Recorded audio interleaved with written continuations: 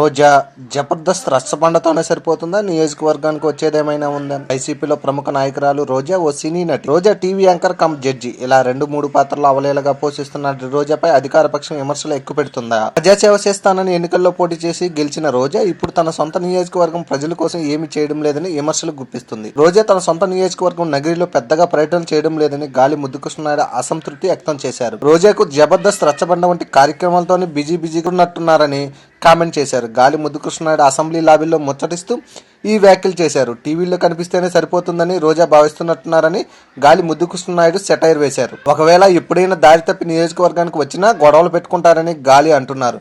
పాపం రోజా చేతిలో పరాజయం పాలి రాజకీయంగా ఇబ్బందుల్లో ఉన్న గాలి ముద్దుకృష్ణనాయుడు ప్రస్తుతం ప్రెస్ మీట్లో కాలం వెళ్లదీస్తున్నారు. రోజాపై గెలిచి ఉంటే ఆయన రాజకీయ భవిష్యత్తు మరోలా ఉండేది. పార్టీలో సీనియర్ నాయకుడు కాబట్టి మంత్రి పదవో లేదా మరేదైనా కీలకమైన పదవి లభించి ఉండేది. పార్టీ అధికారంలోకి వచ్చినా ఎన్నికల్లో ఓడిపోవడం అనేది గాలి ముద్దుకృష్ణకు మైనస్ గా మారింది. అందుకే రోజాపై ఆ మాత్రం అసహనం ఉండటంలో ఆశ్చర్యం ఏముంటుంది? For more videos, please subscribe our channel.